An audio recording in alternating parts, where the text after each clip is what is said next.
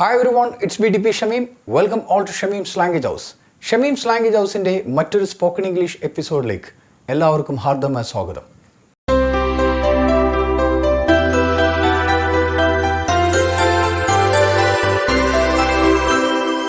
Confusion ഒഴിവാക്കാം, English സംസാരിക്കാം, part 20. ഇന്നിവിടെ ഞാൻ സംസാരിക്കാൻ വേണ്ടി പോകുന്നത് ടെൻസ് അഥവാ കാലങ്ങൾ നമ്മുടെ സംസാര ഭാഷയിൽ ഏറ്റവും കൂടുതൽ ഉപയോഗിക്കുന്ന അല്ലെങ്കിൽ ദൈനംദിന ജീവിതത്തിൽ സ്ഥിരമായിട്ട് വരുന്ന രണ്ട് യൂസേജുകളും ആ യൂസേജുകൾ തമ്മിലുള്ള കൺഫ്യൂഷൻ ഒഴിവാക്കലുമാണ്. ഈ രണ്ട് യൂസേജുകളും മലയാളത്തിൽ പാസ്റ്റ് ടെൻസുമായി ബന്ധപ്പെട്ടതാണ്. ഉദാഹരണം, എഴുതി, എഴുതിയിരുന്നു എന്ന് പറയുന്ന ഡിഡ് പ്ലസ് V1 എന്ന ഒരു യൂസേജും മറ്റൊന്ന് എഴുതിയിട്ടുണ്ട് എന്ന അർത്ഥം വരുന്ന ഹാസ്, ഹാവ് പ്ലസ് V3 എന്ന മറ്റൊരു യൂസേജുമാണ്. നമുക്കറിയാം, ഈ ഡിഡ് പ്ലസ് V1 അഥവാ ഹാസ്, ഹാവ് പ്ലസ് V3 ഈ രണ്ട് യൂസേജുകളും എപ്പോഴും മലയാളം ഏകദേശം ഒരു സാമ്യമുള്ളത് കൊണ്ട് പലവരെയും കൺഫ്യൂഷൻ ആക്കുന്ന ഒരു രണ്ട് യൂസേജുകളാണ്. ഈ രണ്ട് യൂസേജുകളും നമുക്ക് എങ്ങനെ സംസാര ഭാഷയിൽ കൃത്യമായിട്ട് നമുക്ക് കൊണ്ടുവരാൻ സാധിക്കും എന്നതിനെക്കുറിച്ചാണ് ഇന്നത്തെ ഈ ഒരു വീഡിയോയിൽ ഞാൻ നിങ്ങൾക്ക് പറഞ്ഞു തരാൻ വേണ്ടി പോകുന്നത്. നമുക്കറിയാം, ഡിഡ് പ്ലസ് V1 എന്ന യൂസേജ് വരുമ്പോൾ അതിൻ്റെ ആൻസറിൽ ഡിഡ് എന്ന് വരണം എന്നില്ല.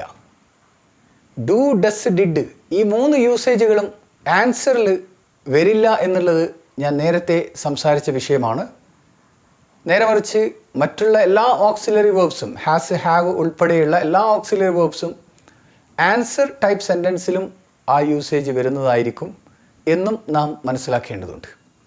അപ്പോൾ ഡിഡ് പ്ലസ് V1 എന്ന ഒരു യൂസേജ് ആൻസറിൽ പറയുകയാണെങ്കിൽ ഐ സ്പോക്ക് ഇംഗ്ലീഷ് എന്നാണ് പറയുക. അഥവാ ഐ ഡിഡ് സ്പീക്ക് എന്നുള്ളതാണ് ആൻസറിൽ ഐ സ്പോക്ക് ഇംഗ്ലീഷ് എന്ന് പറയുന്നത്. ഞാൻ ഇംഗ്ലീഷ് സംസാരിച്ചു, സംസാരിച്ചിരുന്നു. നേരെ മറിച്ച് ഹാസ്, ഹാവ് പ്ലസ് V3 എന്ന യൂസേജ് പറയുമ്പോൾ ഐ ഹാവ് സ്പോക്കൺ ഇംഗ്ലീഷ്, ഞാൻ ഇംഗ്ലീഷ് സംസാരിച്ചിട്ടുണ്ട് എന്ന് പറയും. ഇതേപോലെ തന്നെ ഞാൻ അത് ചെയ്തു എന്ന് പറയുമ്പോൾ ഐ ഡിഡ് ഇറ്റ് എന്നാണ് പറയുക. ഞാനത് ചെയ്തിരുന്നു, ഐ ഡിഡ് ഇറ്റ്. ഇതേ സാധനം ഹാസ്, ഹാവിൽ വെക്കുമ്പോൾ I have done it, she has done it എന്നാണ് പറയുക. ഞാൻ ചെയ്തിട്ടുണ്ട് എന്നാണ് ഐ ഹാവ് ഡൺ ഇറ്റ് എന്നതിൻ്റെ അർത്ഥം വരിക. നേരെ മറിച്ച് ഐ ഡിഡ് ഇറ്റ് എന്ന് പറയുമ്പോൾ ഞാൻ ചെയ്തിരുന്നു, ഞാൻ ചെയ്തു. ഇത് മലയാളത്തിൽ ഏകദേശം സാമ്യമുള്ള രണ്ട് യൂസേജുകളാണ്. പക്ഷേ ഈ രണ്ട് യൂസേജുകളും ഉപയോഗിക്കേണ്ട രീതി ഡിഫറെൻ്റ് ആണെന്ന് നാം മനസ്സിലാക്കേണ്ടതുണ്ട്. ഏത് സെൻറ്റൻസ് സ്ട്രക്ചറാണ് കറക്റ്റായിട്ട് നമ്മൾ ഇന്ന സാഹചര്യത്തിൽ ഉപയോഗിക്കേണ്ടത് എന്ന് മനസ്സിലാക്കാൻ വേണ്ടിയിട്ടാണ് ഈ രണ്ട് യൂസേജുകളുടെയും വ്യത്യാസം ഇന്നത്തെ ക്ലാസ്സിൽ ഞാൻ പറയുന്നത്. നമുക്ക് നോക്കാം. ആദ്യം തന്നെ മനസ്സിലാക്കേണ്ടത് ചില പ്രത്യേക വേർഡുകൾ ഈ സെൻറ്റൻസുകളിൽ കടന്നു വരുമ്പോഴാണ് ഈ ഒരു സെൻറ്റൻസ് സ്ട്രക്ചറിൻ്റെ ഫോർമാറ്റ് കംപ്ലീറ്റ്ലി മാറുന്നത്. അഥവാ ഡിഡ് എന്ന ഒരു സെൻറ്റൻസ് സ്ട്രക്ചർ വരുമ്പോൾ ആ സെൻറ്റൻസ് സ്ട്രക്ചർ സ്ഥിരമായിട്ട് വരുന്ന കുറച്ച് ആഡ്വേർബിയൽസ് ഉണ്ട്. ആ ആഡ്വേർബിയൽസ് ഏതാണെന്നൊക്കെ നമ്മൾ മനസ്സിലാക്കി കഴിഞ്ഞാൽ ഡിഡിൻ്റെ ചാപ്റ്റർ എളുപ്പത്തിൽ നമുക്കെന്താണ് സംസാര ഭാഷയിൽ കൊണ്ടുവരാൻ സാധിക്കും. ഇതേപോലെ തന്നെയാണ് ഹാസ്, ഹാവ് എന്ന പ്രയോഗത്തിലും ഇത്തരം ചില പ്രത്യേക വേർഡുകൾ വരുമ്പോൾ നമുക്കിത് ഹാസ്, ഹാവിനോടൊപ്പമാണ് ഇത് കണക്ട് ചെയ്യേണ്ടത് ഈ സെൻറ്റൻസ് എന്നുള്ളത് നമുക്ക് ബോധ്യമാകുന്നതാണ്. നമുക്ക് നോക്കാം ഏതൊക്കെ വാക്കുകൾ വരുമ്പോഴാണ് ഡിഡ് എന്ന സെൻറ്റൻസ് സ്ട്രക്ചറാണ് അത് ഉപയോഗിക്കേണ്ടതെന്നും അല്ലെങ്കിൽ ഹാസ്, ഹാവ് എന്ന സെൻറ്റൻസ് സ്ട്രക്ചറിലാണ് അത് നമ്മൾ പറയേണ്ടി വരിക എന്നുള്ളതും മനസ്സിലാക്കുന്ന ചില വാക്കുകളാണ് ഇനി ഞാൻ പറയാൻ വേണ്ടി പോകുന്നത്. നമുക്ക് നോക്കാം. ആദ്യം തന്നെ ഡിഡ് എന്ന സെൻറ്റൻസ് സ്ട്രക്ചർ എടുക്കാം. ഡിഡിൽ സ്ഥിരമായിട്ട് വരുന്ന ചില വാക്കുകളാണ് yesterday, day before yesterday, last months, last year, this morning, last week.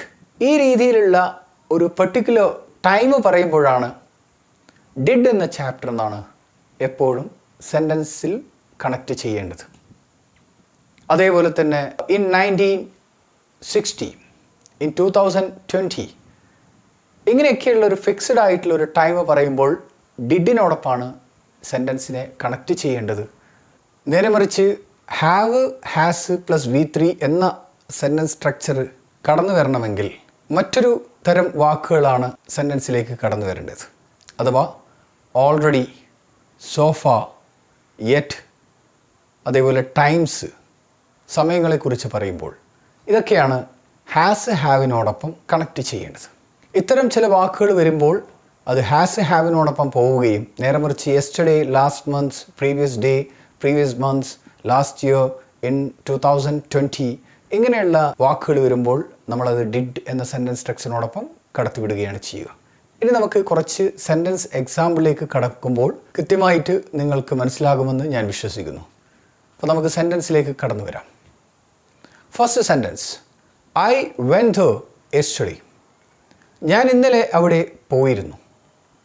ഇവിടെ യെസ്റ്റർഡേ, ഞാൻ ഇന്നലെ അവിടെ പോയിരുന്നു എന്ന് പറയുമ്പോൾ യെസ്റ്റർഡേ എന്നുള്ള വേർഡാണ് ഡിഡിൻ്റെ ചാപ്റ്റർ ഇവിടെ കൊണ്ടുവരുന്നത്. അടുത്തൊരു സെൻറ്റൻസ് ആണ്, did you finish it last months?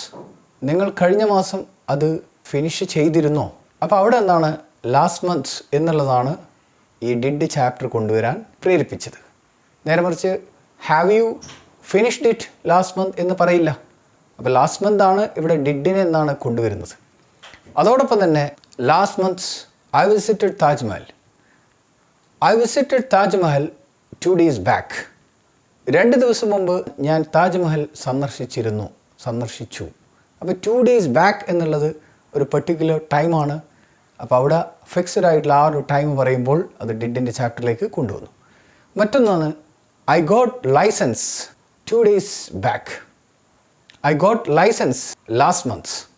I got licence this morning. ഇന്ന് രാവിലെ എനിക്ക് ലൈസൻസ് കിട്ടി എന്ന് പറയുമ്പോൾ എന്നാണ്, ദിസ് മോർണിംഗ് എന്ന് സൂചിപ്പിക്കുന്നത് ഒരു സിമ്പിൾ പാസ്റ്റ് എന്നുള്ള സെൻറ്റൻസ് സ്ട്രക്ചറാണ്. അതായത് ഡിഡ് പ്ലസ് V1 എന്ന സെൻറ്റൻസ് സ്ട്രക്ചർ. മറ്റൊരു സെൻറ്റൻസ് ആണ്, ഇന്ത്യ ഗോട്ട് ഫ്രീഡം ഇൻ 1947. ഇന്ത്യക്ക് സ്വാതന്ത്ര്യം ലഭിച്ചത് 1947. അപ്പോൾ ഇവിടെ ഇൻ 1947 എന്നുള്ളത് ഇവിടെ ഡിഡ് എന്ന ചാപ്റ്ററിലേക്ക് കടത്തിവിടുകയാണ്. അഥവാ സിമ്പിൾ പാസ്റ്റ് എന്ന ഡിഡ് എന്ന സെൻറ്റൻസ് സ്ട്രക്ചറിലാണ് ഈ ഒരു സെൻറ്റൻസ് പറയേണ്ടത് നമുക്ക് മനസ്സിലാക്കാൻ സാധിക്കും. ഇനി ഹാസ് ഹാവ് പ്ലസ് V3 എന്ന സെൻറ്റൻസിലേക്ക് കടന്നു വരുന്ന ഓൾറെഡി, സോഫാർ വെച്ചിട്ട് കുറച്ച് സെൻറ്റൻസുകളാണ് ഞാൻ പറയുന്നത്. First one, I have already done my homework. ഞാൻ എൻ്റെ ഹോംവർക്ക് നേരത്തെ ചെയ്തിട്ടുണ്ട് എന്ന് പറയണമെങ്കിൽ, അപ്പോൾ നേരത്തെ എന്നുള്ളൊരു വേർഡ് സെൻറ്റൻസിലേക്ക് കടന്നു വരുന്നുണ്ടെങ്കിൽ അത് ഡിഡ് ചാപ്റ്ററിൽ പറയാൻ പാടില്ല. അത് ഹാവ് ഹാസ് പ്ലസ് V3യിലാണ് പറയേണ്ടത്. അപ്പോൾ നമുക്ക് പലപ്രാവശ്യം ഇൻ്റർവ്യൂവിൽ നമ്മൾ പോകുമ്പോൾ അതിൻ്റെ റെസ്യൂമിൽ നമ്മൾ എഴുതാറുണ്ട്, I completed my graduation already എന്ന് പറഞ്ഞിട്ട്, അല്ലെങ്കിൽ I already completed my graduation എന്ന് പറയാറുണ്ട്. അവിടെ I have already completed my graduation എന്നാണ് പറയേണ്ടത് എന്നുള്ളത് നിങ്ങൾ മനസ്സിലാക്കണം. അപ്പോൾ ഓൾറെഡി എന്നുള്ളത് ഹാവ് ഹാസിനോടൊപ്പമാണ് കണക്ട് ചെയ്യുക. അതേപോലെ തന്നെ sofa I haven't visited Kashmir. ഞാൻ ഇതുവരെയും എന്നാണ് കാശ്മീർ സന്ദർശിച്ചിട്ടില്ല എന്ന് പറയാം. അപ്പോൾ സോഫാർ എന്ന് പറയുമ്പോൾ അവിടെ ഐ ഡിഡിൻ വിസിറ്റ് എന്ന് പറയില്ല, ഐ ഹാവൻറ്റ് വിസിറ്റഡ് എന്നാണ് പറയുക.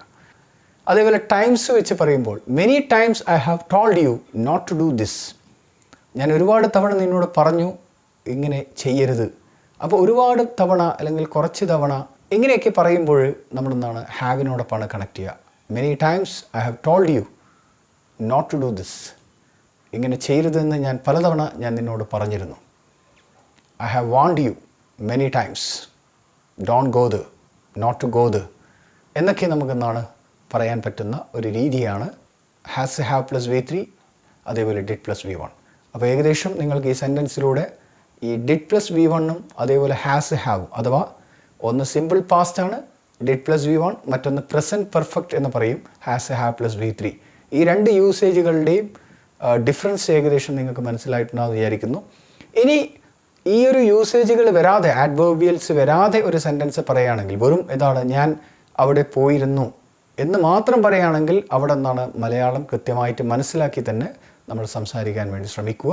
അതിൽ രണ്ടും നമ്മൾ തെറ്റിപ്പോയി കഴിഞ്ഞാലും ഹാവ് ഹാസ് എന്നുള്ള പ്രയോഗത്തിന് പകരം ഡിഡിൻ്റെ ചാപ്റ്ററിലേക്ക് കടന്നു പോയാലും വലിയൊരു തെറ്റാവില്ല സംസാര ഭാഷയിൽ എന്നും കൂടി ഞാൻ നിങ്ങളെ ഓർമ്മപ്പെടുത്തുകയാണ്.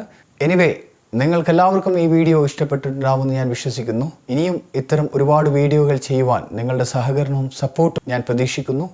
അതോടൊപ്പം തന്നെ നിങ്ങളുടെ ഒപ്പീനിയൻസും സജഷൻസും സംശയങ്ങളും ഇവിടെ കമൻറ്റ് ചെയ്താൽ ഞാൻ നിങ്ങൾക്ക് മറുപടി നൽകുന്നതായിരിക്കും.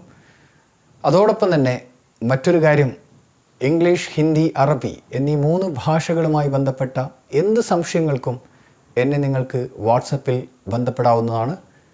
My phone number is 9207713666. Thank you very much for listening and all the best.